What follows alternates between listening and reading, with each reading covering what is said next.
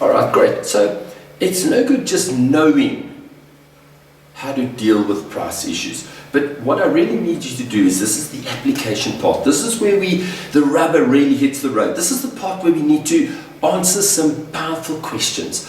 And these questions all relate to your understanding around your product, right? So if I really had to ask you the question, do you know what the differential advantages of your product is?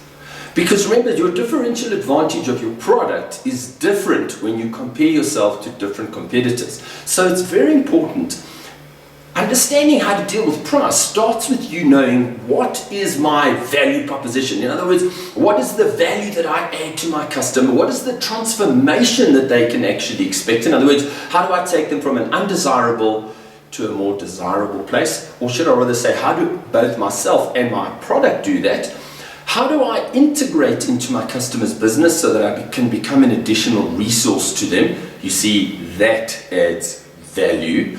Then we also need to be asking the question, if I'm going to be adding value, what is my differential advantage relative to each competitor? So I really need to get out there and I need to know what do I do better than my competitors, and what do my competitors do better than me?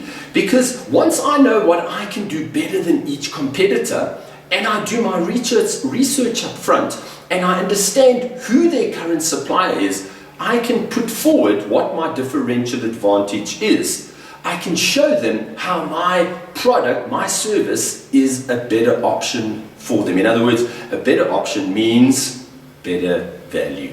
Better value means, in the mind of the customer, value exceeding price. Price never becomes an issue. So you want to have a look and you want to explore your product and you want to really get to know your product. What are the benefits and what are the advantages of your product? And then you want to figure out, how can I connect my specific benefits and advantages to each customer's unique circumstances? So really get to know your product.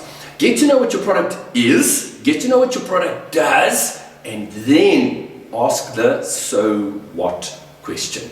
In other words, my product has audiobooks. So what?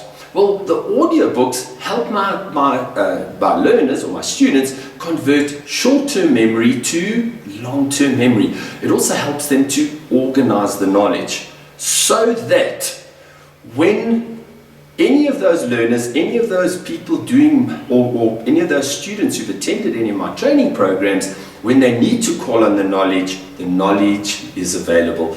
And they don't just know it, they can get out there and actually do it. Now think about your own product, your own service. What are the features? What are the benefits? And then ask the so what question. So what does that mean to your customer in terms of transformation?